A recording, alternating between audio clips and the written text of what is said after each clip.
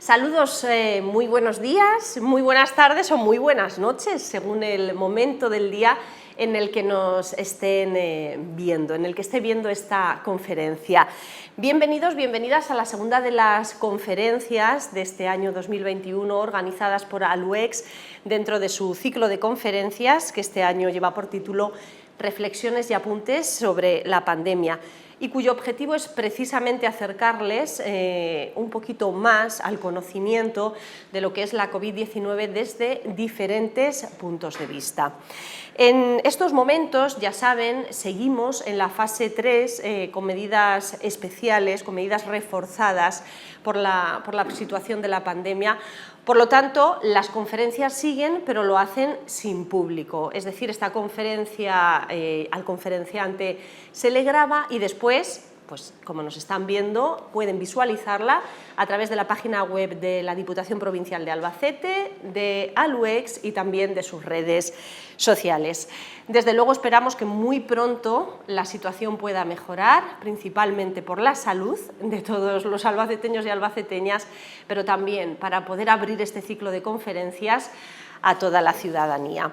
Y les voy a presentar ya a nuestro segundo conferenciante dentro de este ciclo. Él es Miguel Lucas Picazo. Ha pertenecido al cuerpo de catedráticos de enseñanza secundaria, ejerciendo como profesor de Geografía, de Historia y de Ciencias Sociales, siendo su último destino el Instituto de Educación Secundaria Alto de los Molinos de Albacete.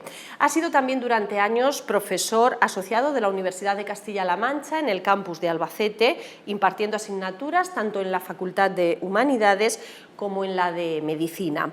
Pertenece al Instituto de Estudios Albacetenses y a su comisión permanente, donde ejerce la dirección del Departamento de Etnografía.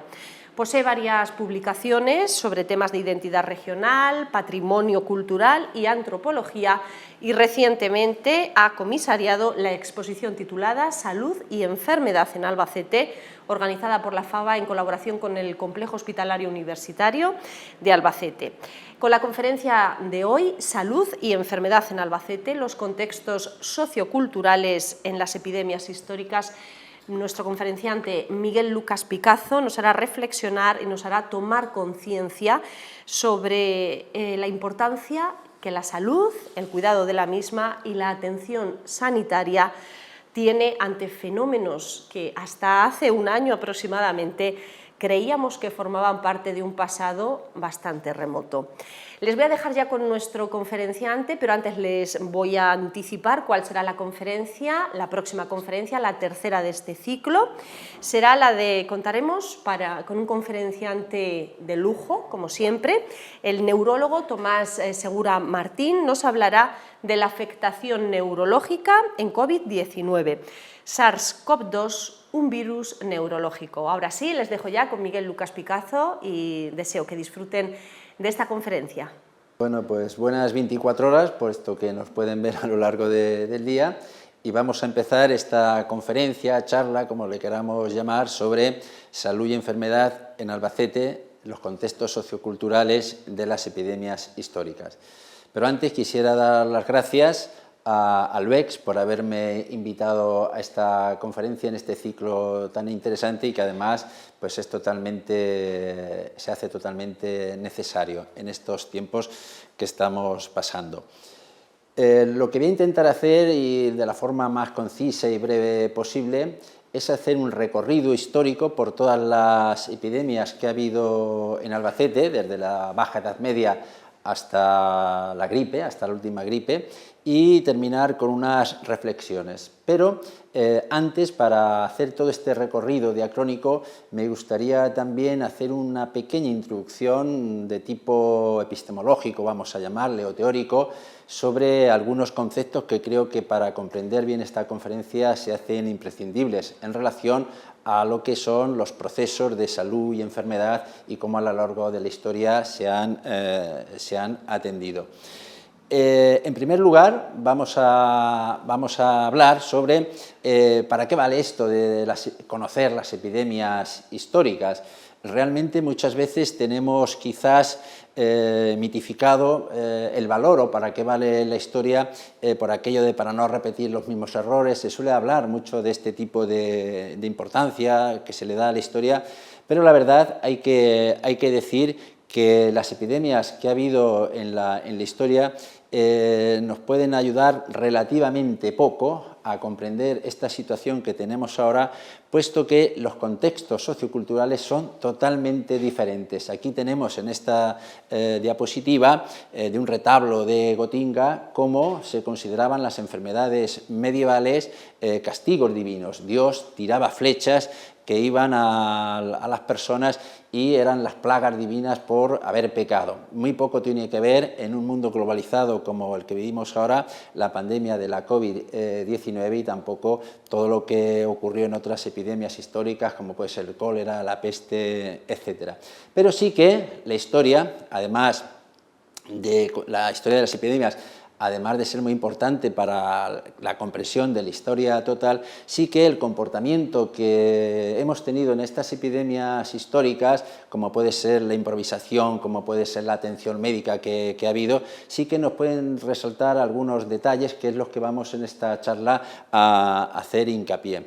Y, sobre todo, para lo que también nos ha servido, sobre todo en el confinamiento, esta pandemia, ha sido para actualizar muchísima bibliografía y sobre todo las bases teóricas de las pandemias. Les pongo una relación, por ejemplo, muy sucinta pero interesante, sobre muchas asociaciones como la Sociedad Española de Historia de la Medicina, la Asociación de Demografía Histórica, la Fundación Ciencias de la Salud, que tiene un repositorio sobre todo lo que se publica de las epidemias, que es interesantísimo, el CSIC. Hay muchísimos blogs especializados y también revistas internacionales que desde la aparición de la COVID pues están constantemente publicando y tenemos casi una saturación de tantísima información.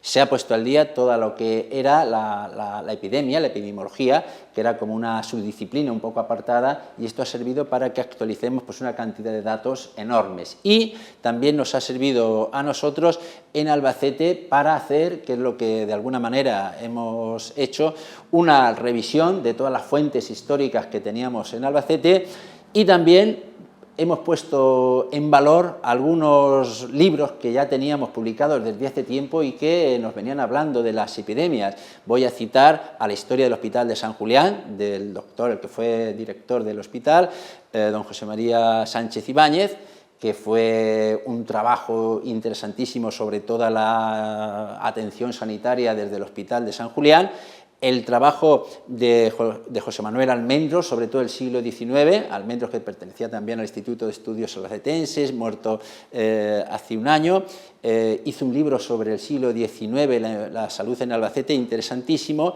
y también pues revisar todas las publicaciones de la historia local que desde Ramón Carrilero, Alfonso Santamaría, Pilar Córcoles, Mercedes Mella, Jesús Gómez, Carlos Panadero, todos estos historiadores de las distintas etapas históricas siempre han trabajado el tema de las enfermedades, el tema de la demografía, sí que de alguna forma a veces colateral, pero son los que han aportado muchísimos datos y que ahora en estos momentos pues, nos han venido muy bien y hemos recopilado. Igual que la revista Albacid, que también venía publicando distintos artículos de la historia provincial en relación con las epidemias, la epidemia de Pozo Cañada, en Almansa, etcétera, pues toda una recopilación bibliográfica que la tenemos también en la web disponible y que ha sido pues muy interesante. Bien, vamos a empezar por esa breve introducción que decía que íbamos a hacer sobre la teoría de la atención a la enfermedad, que considero que es muy importante para después comprender mejor cómo ha sido esa historia de las epidemias. Enfermar es un hecho universal. Yo creo que enfermar y morir son los dos hechos casi de esos pocos universales que existen. En todas las culturas pues se enferma y en todas las culturas se atiende a la salud. Con lo que hay en el entorno, con remedios que pueden ser divinos en épocas precientíficas y también con remedios humanos que son de diversa índole. se conforma todo un sistema de atención a la salud que va a tener unas determinadas características. Casi siempre hay un conjunto de saberes y prácticas que dominan, que es un sistema hegemónico, y otros sistemas que son subalternos, que son alternativos, como también la autoatención, que no le hemos hecho mucho caso a lo largo de la historia, pero que es fundamental a la salud. Donde primero atendemos es en nuestro entorno familiar, es uno mismo, es en la casa, es en el la microsociedad que forma la familia, donde primero atendemos a la enfermedad. Yo recuerdo muchas veces cuando la gente se explicaba por qué compramos tanto papel higiénico cuando nos anunciaban el confinamiento. Pues tiene que ver ya con una acción que está muy relacionada con lo que es la autoatención. Por ser muy rápido y esquemático, pero es muy esclarecedor, yo a mis alumnos de medicina les ponía siempre, cuando hablamos de la historia de la medicina, este esquema. Es un esquema muy sencillo que decía, a lo largo de la historia: doctor, tengo, pues en el año 2000, antes de nuestra era, estoy enfermo. Doctor, ¿qué tomo? Pues esta raíz. Pasan los tiempos, viene el cristianismo, 313, el edicto de Milán, esa raíz es pagana, mejor rece, diga este rezo. Pasa el tiempo, se sigue con el castigo divino, se sigue rezando, 1850, rezar es superstición, beba esta poción. Viene la época de la biología, viene la época de los medicamentos, mejor esta píldora. Y 1970 volvemos otra vez a las píldoras son ineficaces, ahora volvemos otra vez a sistemas o métodos que pueden ser alternativos, volvemos otra vez a la raíz. Este antibiótico es artificial, coma esta raíz. Les hacía esto para hablarle precisamente de lo que eran las medicinas alternativas y la importancia que tenían en la atención a la salud, que se practica en la actualidad por muchísima gente a la hora de enfermar. El actual sistema sanitario que nosotros tenemos para atender tanto las epidemias, pandemias como las enfermedades, pues tiene un largo proceso que van a hacer, por irnos a la lejanía, van a hacer con la medicina griega, galénica. En la Edad Media va a tener un parón y va a ser a partir del siglo XVIII cuando el paradigma biomédico se va a implantar. El siglo XVIII y el siglo XIX son los momentos de los avances de la medicina y va a dominar lo que llamamos la medicina, el sistema sanitario biomédico, hegemónico, científico, tiene muchos nombres, pero fundamentalmente se caracteriza porque domina la biología, es individualista, entiende el cuerpo fragmentado por partes, no se atiende al conjunto, sino que se atiende una parte del cuerpo que es la que está enferma y es la que hay que curar. Las relaciones de médico-paciente son las relaciones de dominación y subordinación, el paciente es el elemento subordinado, el médico tiene todo el control y la legitimidad que le da el Estado. Es sobre todo hospitalocéntrico, es decir, el hospital es el centro de todo, la prevención, la atención primaria que llamamos ahora familiar, va ido cediendo cada vez más en torno a esa eficacia hospitalaria de las pruebas, de los diagnósticos y sobre todo la medicalización, que es uno de los temas que en antropología más se ha trabajado, la expansión de la medicalización. Este sistema va a tener su edad de oro a partir de lo que sería el siglo XIX y sobre todo el siglo XX, sobre todo porque se va a desarrollar muchísimo todo lo biológico, la microbiología, con un éxito enorme a la hora de captar, de detectar los gérmenes, va a mejorar, es eficaz, va a mejorar la esperanza de vida, va a mejorar la salud, se va a invertir muchísimo dinero, inversión pública, inversión privada y sobre todo se va a desarrollar muchísimo todo lo que es el diagnóstico. Las pruebas diagnósticas es lo que más se va a desarrollar. Esta diapositiva, que cuando me iba a preparar esta charla, la cogí del 2010, que se lo decía a los alumnos. Y lo digo porque les hablaba a los alumnos que este sistema en los años 70 empezó a caer en crisis y se cuestionan muchísimas características del sistema biomédico, este poder de la biomedicina y se va a entrar en crisis, entre otras cosas, y fíjense lo que les decía aquí, por el control de las pandemias, de las epidemias, que son emergentes, reemergentes por la mutación de los virus clásicos y la aparición de los nuevos patógenos. Yo no soy especialista en medicina. Toda esta es la información que recogíamos, que ya se recogía por muchísimas revistas y por muchísimos especialistas que publicaban lo que ya estaba ocurriendo. Esto, o sea, que en el año 2000 ya se sabía que había virus que no estaban para nada controlados y que eso podía provocar estas epidemias. Luego, esto que parece que ha venido de una caída del cielo, los especialistas ya lo sabían. Esta diapositiva es del 2010, miré el otro día, y es del 2010. Y este final tiene muchísimo que ver también con todo lo que son los cambios que hay en los ecosistemas, todos esos cambios que hay en la ecología, en las conductas, y también se cuestiona la efectividad sobre el patrón epidemiológico, es decir, que ese patrón que hemos tenido hasta ahora como el implantado como normal, pues es el que ha entrado en crisis, ¿no? Esta charla pues, tiene un subtítulo que es los contextos socioculturales. ¿Pero de qué hablamos? ¿A qué nos referimos cuando decimos contexto sociocultural de la enfermedad? Pues nos referimos a que en todas las culturas, la respuesta a la enfermedad constituye una estructura que yo diría que es la más importante de esa sociedad. Es decir, responder a la enfermedad es un constructo que todas las sociedades, todas las culturas han creado, porque es uno de los hechos más importantes de control y de dominación de esa sociedad. Una enfermedad no la explica un bichito, un microbio. Una enfermedad, el microbio no hace la enfermedad que se extienda, es el contexto sociocultural. Y cuando hablamos de contextos socioculturales, hablamos a todo eso que rodea al bichito, qué es lo que hace posible que ese bichito pues, pase de un animal a otro animal, a una persona, y por qué ocurre eso.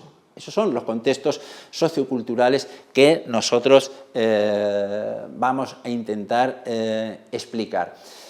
A lo largo de la historia, en el recorrido que vamos a hacer, pero luego ya concretado en Albacete, las grandes epidemias, no vamos a ir a las de la Edad Antigua, vamos a centrarnos ya a partir pues, prácticamente de la caída de la Edad Media y sobre todo ya de la Edad Moderna, en el Renacimiento hasta nuestros días. Todas las enfermedades infecciosas, todas las epidemias, tienen que ver con los cambios socioeconómicos que han ocurrido en cada momento de la historia. Así, si nos fijamos, y haciendo este recorrido brevemente, la peste, que se inicia en el 1348, tiene que ver con la crisis del feudalismo y con las nuevas rutas que se van a abrir hacia Asia y con todos los nuevos cambios que van a traer la nueva organización social postfeudal. La ruta de la seda, la expansión hacia Oriente por las cruzadas, toda una nueva organización que se necesita después del feudalismo y que va a dar lugar a ese capitalismo inicial. En ese contexto van a hacer la peste, que va a tener distintos brotes hasta el siglo XVII, hasta el siglo XVIII, que va a ser sustituido por la otra gran epidemia que sobre todo en América va a fulminar al 90% y a veces al 100% de la población, la viruela. En el siglo XVI, cuando se descubre América, se lleva, que ya había brotes históricos de viruela en Europa, pero los españoles y todos los comerciantes de todas las compañías, es la enfermedad, es la pandemia de las compañías comerciales del siglo XVII. En España se va a llevar a toda Centroamérica, van a desaparecer poblaciones de las islas caribeñas enteras, casi el 100%, por ejemplo en Haití va a desaparecer, y la población precolombina, en el caso de los aztecas, una de las causas de la decadencia de todo lo que es el imperio azteca es porque va a desaparecer el 80 o el 90% de toda esa población porque no estaban preparados a la inmunidad que tenía, que sí que había en Occidente, y que ellos no estaban para nada preparados ni a la viruela ni a otras enfermedades. El cólera que va a ser la epidemia del siglo XIX, tiene que ver con toda la expansión de la revolución industrial, la segunda fase de la revolución industrial, va a hacer que todas las ciudades crezcan, que haya todo un crecimiento relacionado con el mundo urbano, va a poner en contacto a todo el mundo, va a ser la primera globalización, y en ese contexto van a hacer el cólera, igual que el paludismo, también que va a ser un endemismo que va a existir en todas las ciudades, y llegamos a una epidemia, la gripe, que la hemos olvidado. La gripe estaba olvidada totalmente, la teníamos ya tan asimilada, pero no sabíamos que en el 1918 había habido una gripe que precisamente lleva el sobrenombre de la gripe española, que nace en ese contexto de la Primera Guerra Mundial, justamente en un contexto de cuando la guerra está ya terminada, pero hay más miseria, hay más hambre, hay más, los campos están por la guerra totalmente improductivos, y en esas situaciones cuando la gripe se va a extender ya no solamente por toda Europa, sino que precisamente una de las teorías es que nace en Kansas, en Estados Unidos. Por no hablar de otras epidemias como pueden ser el sarampión, el polio, el tifus, que van a ser permanentes o endémicas en muchísimos territorios. Y nos creíamos que estábamos, después de la Segunda Guerra Mundial, que ya estábamos libres de epidemias, hasta que el año pasado, va a hacer ya un año, que apareció la pandemia o la epidemia del COVID-19. Pues bien, ¿cómo la sociedad ha atendido a estas enfermedades? Desde el punto de vista del pluralismo asistencial. Históricamente se han atendido estas enfermedades igual que la enfermedad, con estos tres círculos que propone David Gentilcore, que nos hablan de la atención. Primero es la popular, es decir, lo que hacemos recogido son las creencias, los saberes que provienen del pueblo. El estamento eclesiástico ha sido hasta el siglo XIX fundamental, ha sido la Iglesia la que ha atendido la asistencia, ha estado en la Iglesia, y una pequeña parte que ha sido atendida por el estamento profesional, el estamento médico. Desde luego que esto es un esquema, es una teoría, pero en cada situación, para analizar esa participación, esa atención a la salud, partiendo de este esquema, podemos analizar cómo en cada caso se ha atendido a esa pandemia, y es un poco lo que vamos a hacer aplicado a Albacete, ¿no? Hemos hecho hasta ahora una pequeña introducción, un poco larga, pero bueno, que yo creo que nos vale para tener un marco teórico de dónde nos movemos. Y nos vamos a centrar ya en Albacete. En primer lugar, ¿qué es Albacete? ¿Por qué nace Albacete? Es un cruce de caminos. Aquí tenemos la estación de ferrocarril antigua, que es de las primeras estaciones, cuando se implanta el ferrocarril, donde primero llega, a los 5 años de llegar a Mataró, Barcelona, ya está en Albacete la estación. Previamente había sido también un cruce de veredas, de caminos, de pastores, es decir, es un sitio de comunicación entre el centro y el levante. Y esto es muy importante porque las epidemias son enfermedades migrantes que van y que vienen y que las lleva a la gente de un sitio a otro. Los lugares que están en esos cruces de caminos son fundamentalmente para las epidemias. Pero es que además Albacete es un lugar llano, pero pantanoso.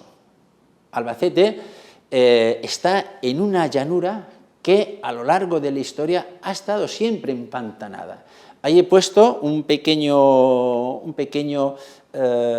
marco en color azul, donde vemos que, ya estando el canal de María Cristina, cuando llovía en exceso, toda esta zona se inundaba. Toda la calle del Carmen, la calle Tejares, por supuesto el Val General, el río Piojo, el desagüe de las lluvias, se inundaba. De hecho, Albacete nace en 3 cuestas: Alto de la Villa, Carretas, son los 3 lugares que están en el alto. El resto se inundaba. Por ejemplo, donde estaba el Hospital de San Julián, la calle del Carmen, donde está el actual ayuntamiento, toda esa zona baja se inundaba permanentemente. Y estos lugares de inundación son lugares que son infecciosos en verano pues son el ambiente idóneo para el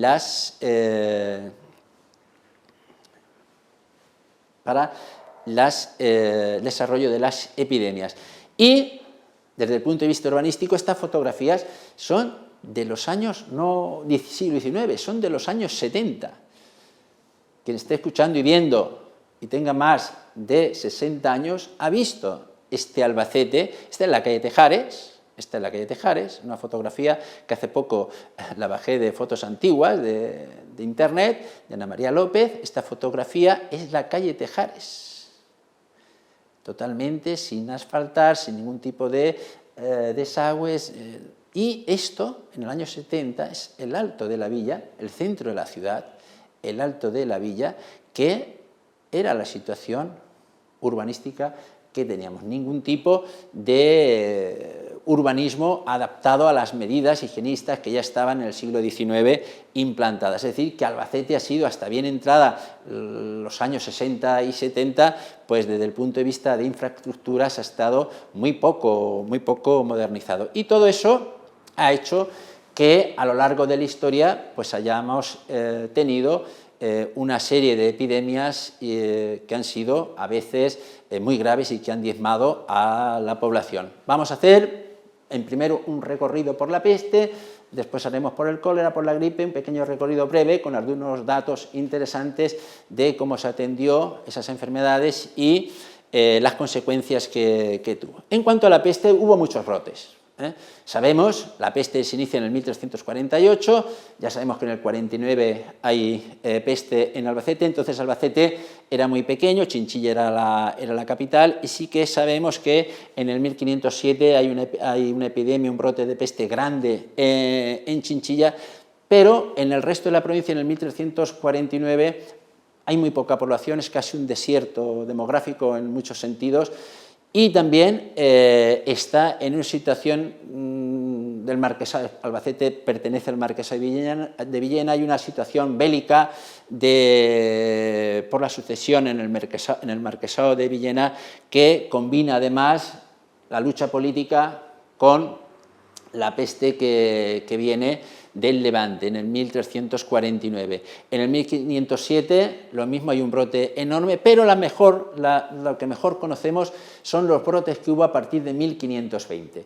En 1520 se producen las guerras de comunidades y de germanías, en ese contexto también bélico y en ese contexto de guerra.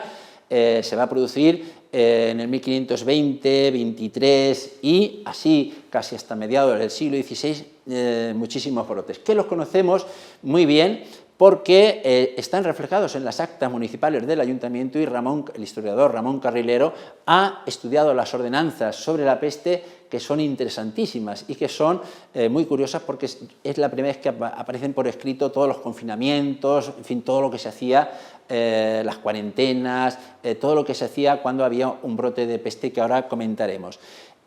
A mediados del siglo XVI, el tabardillo, el tifus, distintos garrotillo, tabardillo, distintas enfermedades, todas infecciosas, que están relacionadas pues con la difteria, con el tifus, que se van a convertir en endémicas. Fue la epidemia casi más fuerte, sería la de 1646 al 52, la levantina.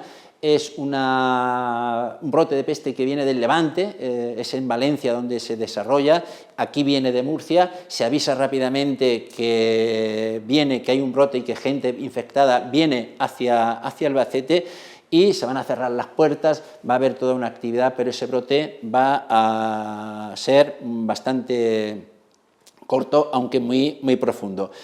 Va a terminar todo este ciclo con un brote que hay, lo que se llama la fiebre cartagenera de 1675. Va a haber algunos brotes esporádicos en los años de principios del siglo XVIII, en plena guerra también de sucesión, son muy duros, son con bastante mortalidad, y se van a extender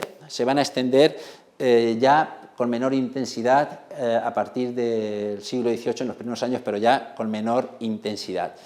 ¿Qué es lo que se hacía cuando venía un brote de peste de este tipo? Pues lo que los historiadores llamaban quito longe tarde, es decir, huye lejos y vuelve lo más tarde posible. Esta locución latina es lo que ha quedado en lo que se hacía. Según las ordenanzas, que antes hemos dicho, estudiadas por Ramón Carrilero, lo primero que se hacía pues, era cerrar la ciudad. Muchas veces la gente no sabe que las ciudades hasta el siglo XIX tenían murallas o pequeños muros, a veces de tierra, y tenían puertas de acceso, tenían empalizadas que se podían cerrar. Y a veces terminaba la ciudad en una calle y ahí se hacía como una especie de muro que quedaba totalmente cerrada. Pues la ciudad quedaba herméticamente cerrada, se ponían guardas en las 24 horas del día, se prohibía el tránsito de salir y entrar y el comercio. Esto siempre ha generado, igual que ahora, problemas, porque ahora hemos tenido la suerte, por ejemplo, en esta pandemia, que hemos estado abastecidos de todo, que era uno de los peligros que yo veía, porque en las otras epidemias es que no había de nada. A los 10 días la población se quedaba sin trigo, sin pan, y entonces era, además de la peste, era el problema del hambre, con lo cual se aumentaba muchísimo más el problema. Ahora sí que hemos estado atendidos, cinturones sanitarios, lazaretos, ahora veremos algunos de ellos. En Albacete siempre había 4 o 5 puntos donde a la población que se localizaba con esa enfermedad se le llevaba a un lugar apartado. Los lazaretos son esos lugares de cuarentena que van a nacer en Venecia y que se van a extender luego como la primera medida profiláctica para detener la peste. Va a haber castigos, va a haber pena de muerte. En esto viene en las ordenanzas aquel que incumpla multas, castigos, azotes es lo habitual, pero se va a llegar incluso a la pena de muerte, también los destierros. Y curiosamente esta es una de las cosas que se parecen mucho, porque dice, ¿qué vamos a aprender de las epidemias? Pues vamos a aprender que siempre se han pedido más médicos, más remedios, más atención a la salud y se improvisaba muchísimo.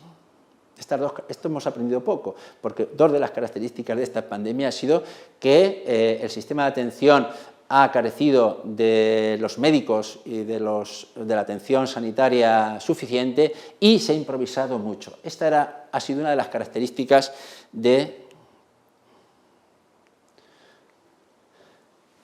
la pandemia. Bien, este mapa de España lo pongo por una curiosidad. Es de 1648, es de 2 historiadores, Alfaro y Marichalar, que estudiaron las epidemias, sobre todo la valenciana de 1648, y es la primera vez que hay ya una visión de Estado sobre qué hay que hacer, porque la atención hasta ahora de las epidemias es local, es decir, Albacete atiende a los de Albacete, Murcia a los de Murcia, Cartagena a los de Cartagena, pero ya a mediados del siglo XVIII, en el siglo XVII, Felipe IV, en el 1648, ya ha muerto el conde duque de Olivares, pero ha creado, el conde duque iba a crear una estructura ya casi de Estado, por decir, de pre-España, por decirlo de alguna manera. Y el mismo rey va a ordenar al Consejo de Castilla que se ataje a la enfermedad de cualquier manera. A los médicos del rey le va a hacer que hagan unas normas generales para cumplir, pero es muy interesante que aquí donde está la peste, es la peste que viene de Valencia, la levantina y de Murcia, y el contacto que hay de Valencia, Requena, hasta Madrid, va a estar totalmente controlado. Igual que el paso de Andalucía hacia el norte. Es decir, que ya una política de Estado. Estos pasos hacen que muchas veces los comerciantes vengan, porque este es por Cuenca, que vengan por Albacete, y esto hace que muchas veces la expansión en nuestra zona pues haya sido o fuera algo mayor. Las consecuencias que va a tener estas primeras epidemias de la peste, pues va a ser una despoblación, se va a despoblar toda la zona del centro, va a quedar despoblada, las 2 Castillas.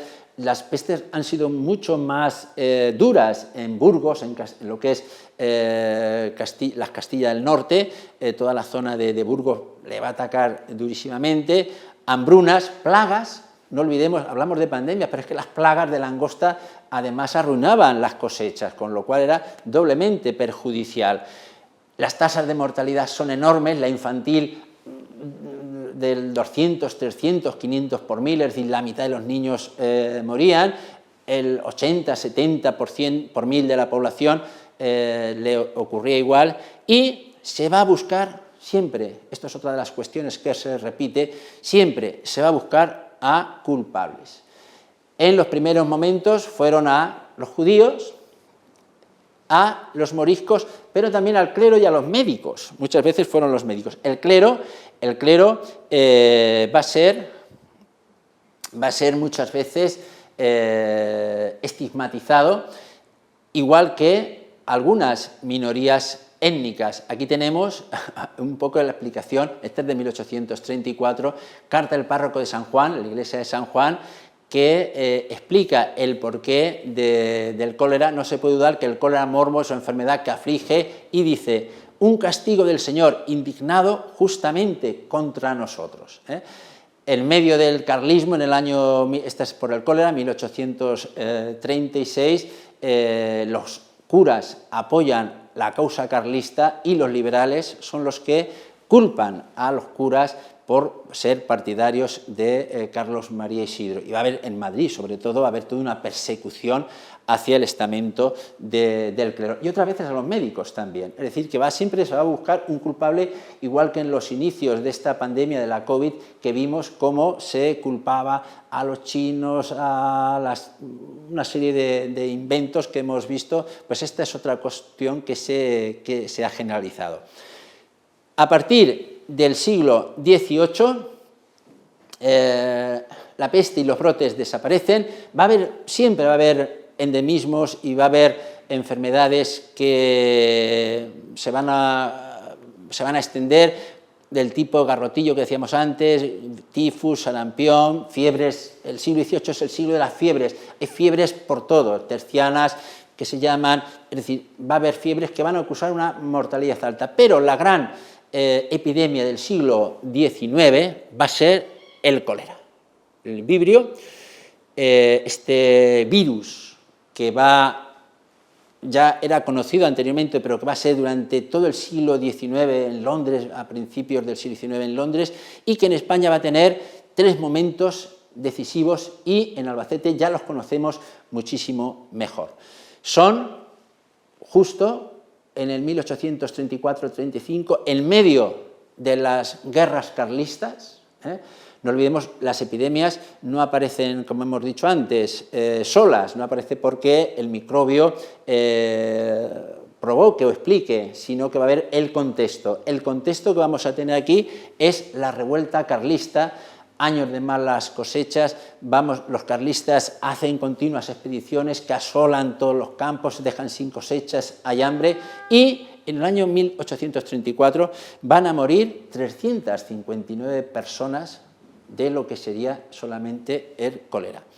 En el año 1855, del 54 al 56, hay también una época de crisis, precios altos del trigo. Esto siempre se corresponde, precios altos del trigo, hambre y enfermedad, seguro. Entonces, el año 54-56 son años de crisis agrarias, pero fue mucho mayor la del 1865, que además hay que añadirle un enorme temporal en septiembre que acabó con más de 100 viviendas cueva que había en Albacete, lo cual provocó en ese año solamente cerca de 300, 290 muertes, pero es que después, en los años posteriores, todas las viviendas cueva que vivían fueron también motivo pues, de focos infecciosos, porque estas viviendas quedaron totalmente destruidas.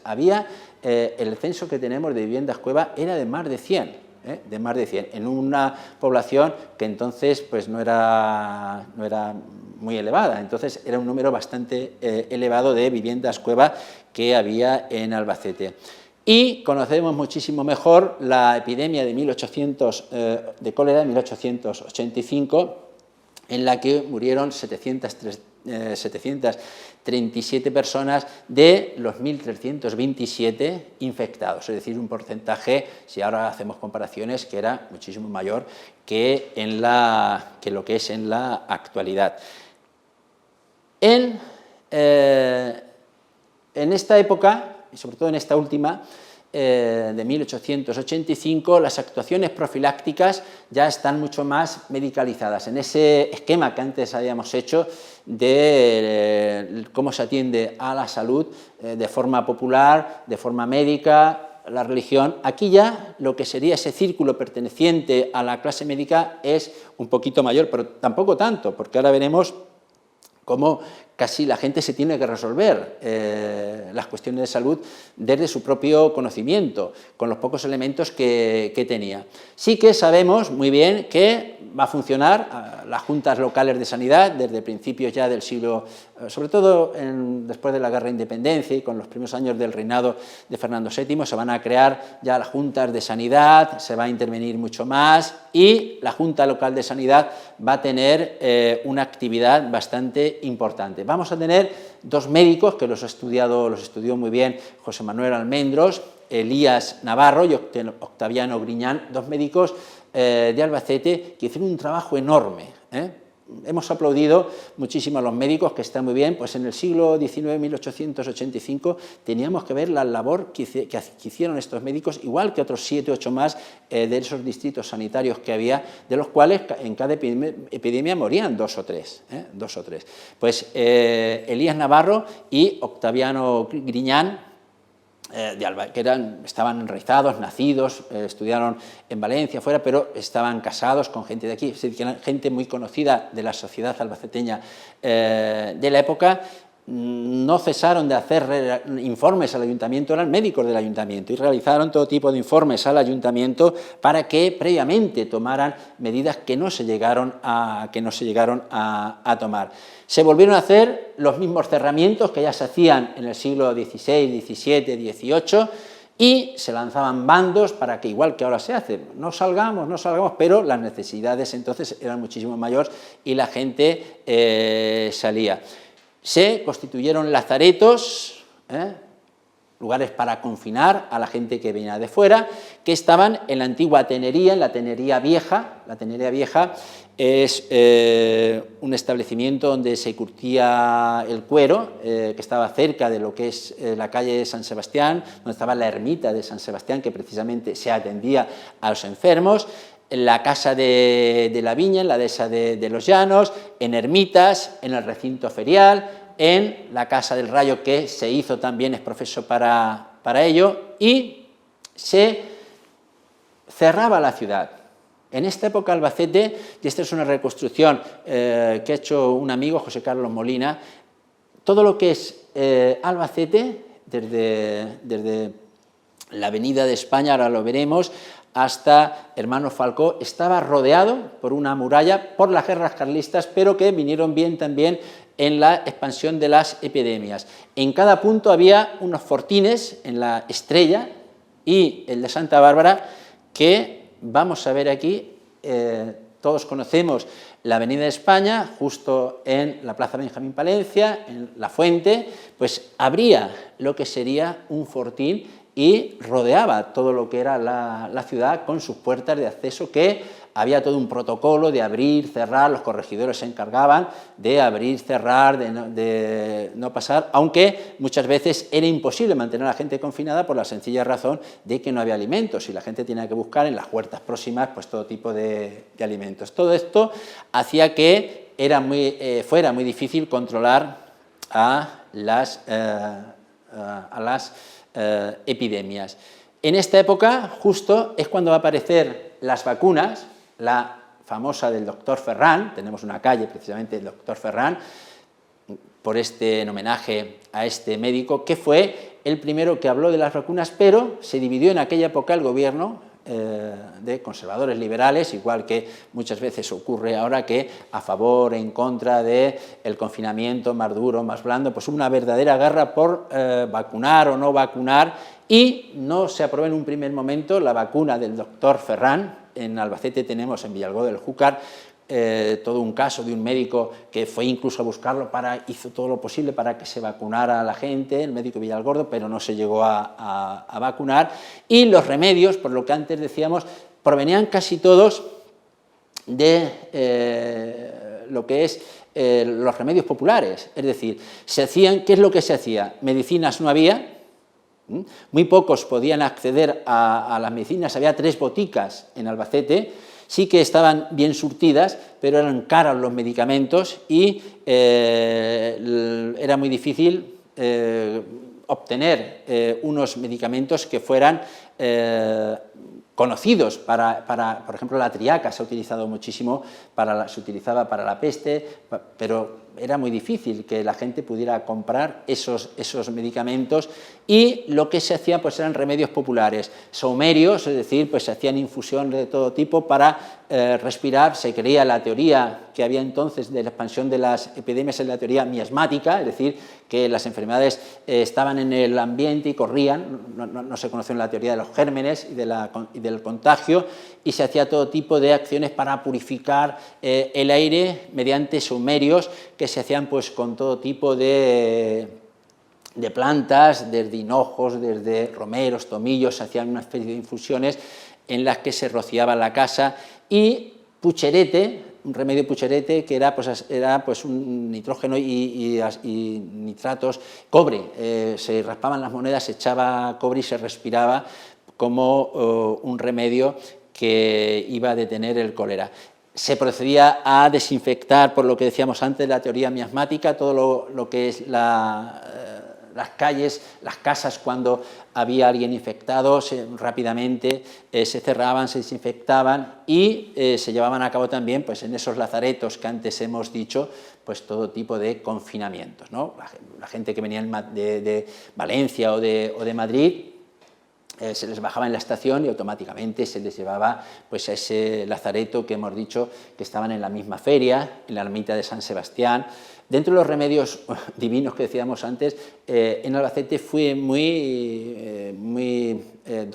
se hacían 2 cosas desde el punto de vista religioso que fueron siempre muy importantes. Una es la ermita, y que por eso se construyó, de San Sebastián, que está en la actual calle de lo que se llama la calle de San Sebastián, ahí estaba esa ermita.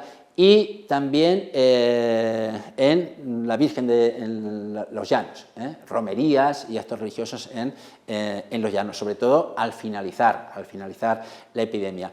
No hemos dicho también, y esto es muy conocido, que la feria nuestra es en septiembre. El cólera era en verano cuando más actuaba. La feria en septiembre justo era cuando la epidemia ya empezaba a caer, y los comerciantes al ayuntamiento pues la atosigaban porque que haya feria, entonces nunca se llegó a suspender, se retrasaba, porque ya en noviembre, octubre o noviembre, el tiempo ha cambiado, el cólera empezaba a disminuir y se hacía la feria, Un poco esto también nos recuerda lo que nos pasó a nosotros tras el confinamiento, que la Navidad y la feria, pues un poco en comparación, y las consecuencias pues ya las conocemos.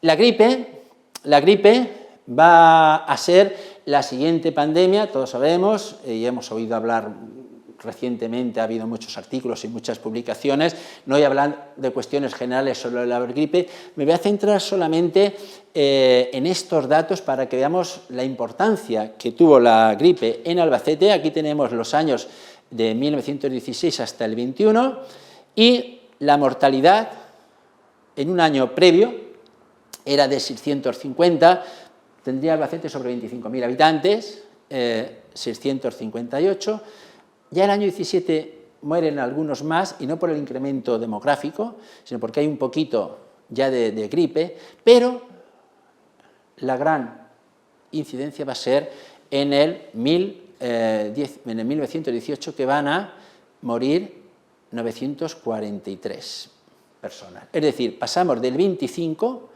al 34, esto es por 1000, 25 al 10 puntos más. 10 puntos más. Es decir, que se notó muchísimo la gripe en Albacete, incluso una segunda oleada del 2019, pero en el 2020 aún hubo un brote que aumentó al 30 por 1000 la mortalidad, es decir, un repunte. Pero ya en el año 21 desaparece. Las ondas de la gripe, y esto es también un poco para el futuro, hacen pensar que tras la tercera, cuarta onda, los virus mutan, cambian y la población se vuelve más inmune. Eso es quizás uno de los aprendizajes que podíamos sacar con respecto a la gripe. Si lo comparamos con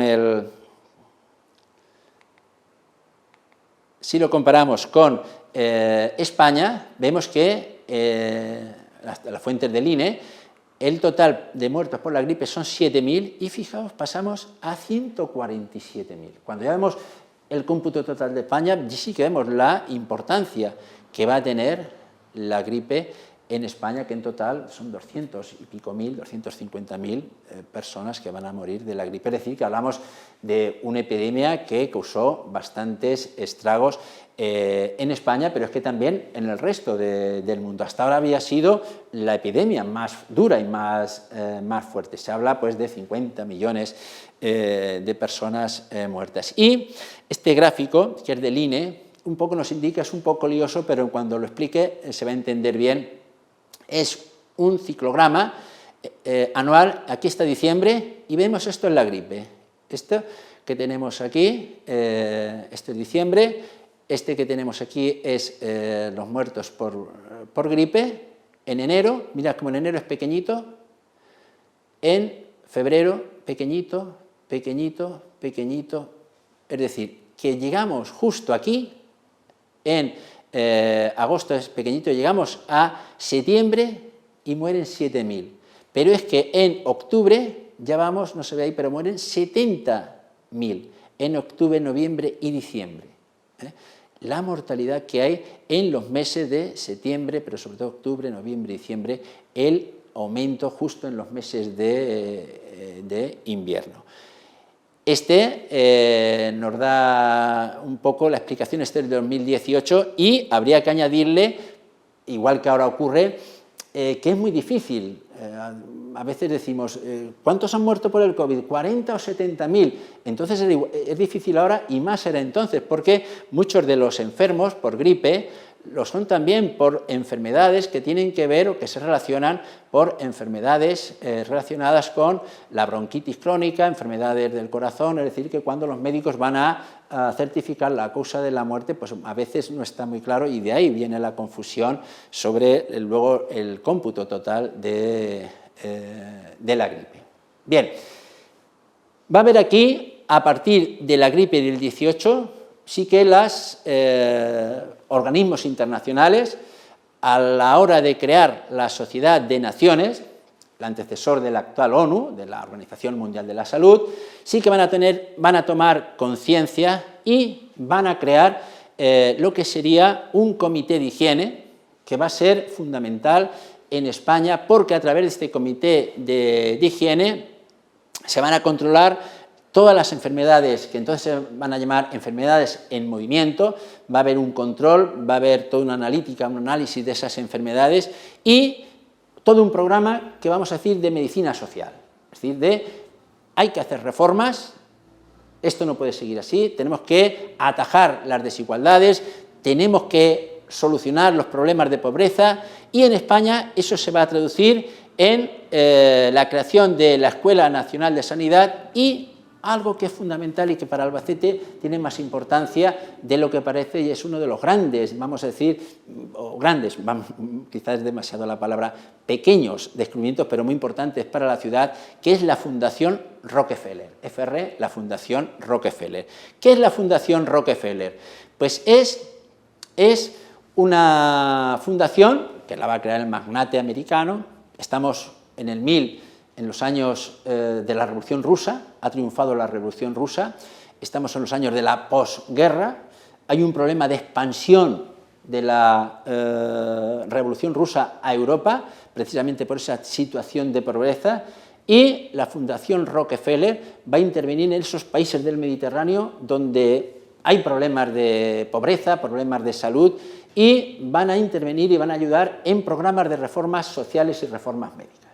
Y aquí es cuando hemos descubierto, en Albacete, hemos descubierto la figura de este señor que tenemos aquí, Pérez Mel, José Pérez Mel. ¿Quién es José Pérez Mel? Pues es un médico, bacteriólogo, que se ha formado en la Escuela Nacional de Salud, que está muy preocupado por las reformas sociales que se necesitan, está preocupado por la situación de higiene que hay en el mundo rural. Hay una experiencia previa en Cáceres que ha tenido un éxito tremendo y los gobiernos de la República, estamos ya en los años de la Segunda República, van a hacer reformas sanitarias y en ese contexto aparece Pérez Mel en Albacete. Este señor se entera de la fundación y envía un proyecto que a la Fundación Rockefeller, que le llega a la fundación, lo explica.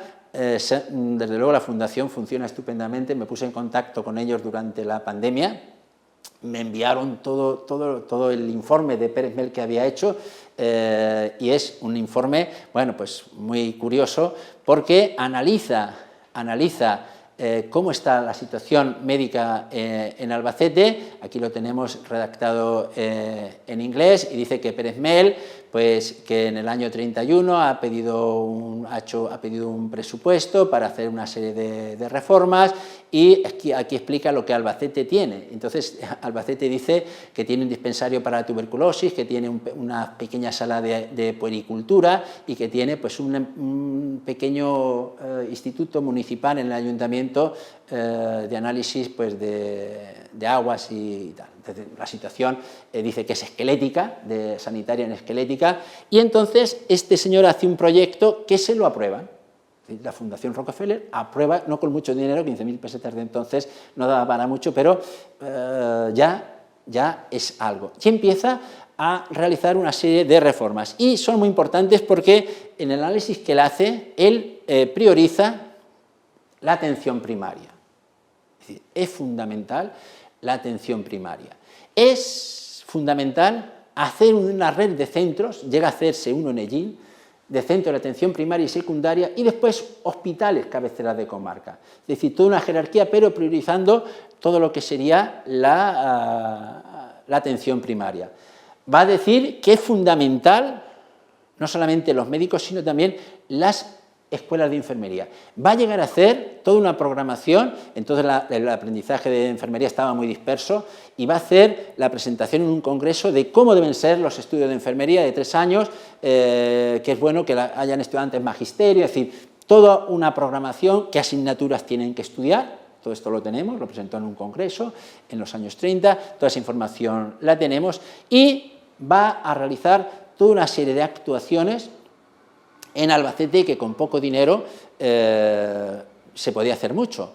Desde luego lo que hace es un análisis, un diagnóstico de Albacete que es extraordinario. Después fue que vino la guerra y que tampoco había mucho dinero.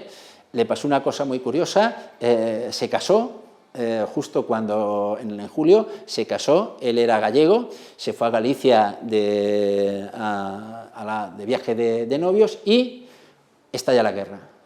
Se viene a su puesto de trabajo y entonces tiene que pasar toda la guerra en Albacete. Su mujer está en Galicia y él aquí, es decir, 2 zonas distintas. No se vieron en toda la guerra. Y él tuvo que trabajar en Albacete junto a las brigadas internacionales, y tuvo una labor enorme, extraordinaria, muy desconocida durante los años de la guerra civil en Albacete. El doctor Pérez Mel. Aquí está una foto con el resto de inspectores sanitarios que hubo en toda España. Hubo una reforma de la inspección médica, está en el Hotel Ritz, me parece que es, y este es de joven, el doctor Pérez Mel. Terminó la guerra, se tuvo que ir a Valencia, era un hombre liberal, un hombre que no tenía unas ideas políticas definidas, pero claro, trabajó en la época de la República, después le costó, y después le he seguido la pista, y me consta que en León hizo una labor enorme de vacunación, una serie de trabajos enormes, y pasó desconocido en Albacete, por Albacete. Hemos hecho una pequeña investigación, me puse en contacto con sus nietos, me lo han contado, me han dado muchísima información, y ellos, bueno, se han alegrado de que alguien por lo menos reconozca a su abuelo. Cuando termina la guerra civil, pues la situación que en España tenemos es la que es, 500.000 de muertos, los exiliados, y una situación donde faltan alimentos, los años del hambre, las cartillas de racionamiento, todo esto es otra vez proclive a la expansión de enfermedades que pues, han llegado hasta los años 60, 70, como antes decíamos, pero eso ya es una etapa más reciente que por cuestión de tiempo tampoco vamos a entrar en ellas. Y ya un poco para concluir y para terminar, sí quisiera llamar o hacer unas pequeñas reflexiones para puntualizar y un poco resumir lo que hemos dicho hasta ahora. En primer lugar, que las condiciones socioculturales, es decir, el contexto económico, social, político, donde se van a desarrollar las enfermedades, es importantísimo que lo estudiemos. Es decir, el microbio, como hemos dicho, no genera la enfermedad, sino es el contexto. Tenemos que conocer muy bien biológicamente cómo es ese microbio, cómo es el virus, pero también tenemos que conocer cuáles son los contextos en los que se tiene que atajar, se tiene que prevenir a ese microbio, a ese germen, a ese pequeño bichito. En todas estas epidemias que hemos visto a lo largo del tiempo se van a mostrar las debilidades y las carencias del sistema sanitario.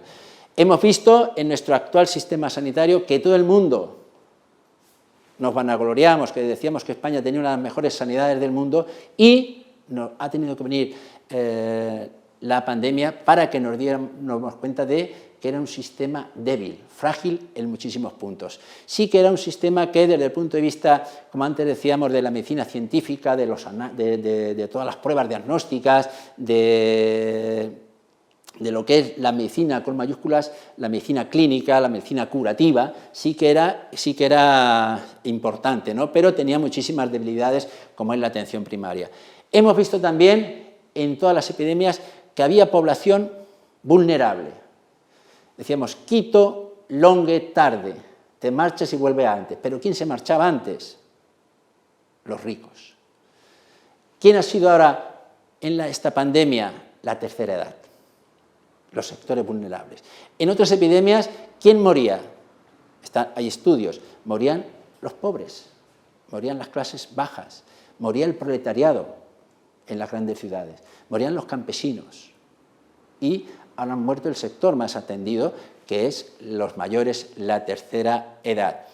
La importancia que tienen los modelos alternativos. Nuestro sistema médico hegemónico ha evolucionado hacia lo que se llama el hospitalocentrismo y hemos dejado la medicina de atención primaria familiar, la hemos dejado pues un poco al lado como sistema alternativo y es necesario que la atención primaria se eleve de rango y la medicina, ya no solamente primaria, sino la medicina preventiva, la salud pública, la medicina preventiva debe ser lo primero. Es importante gastar dinero en lo clínico, es importante gastar dinero en lo curativo, pero hay que gastar, y esto lo vemos en los presupuestos de sanidad, vemos que casi todo el dinero va hacia las grandes inversiones hospitalarias, hablamos mucho del Hospital del Albacete y tal, y poco hablamos de el dinero que se gasta en la prevención, de la salud pública.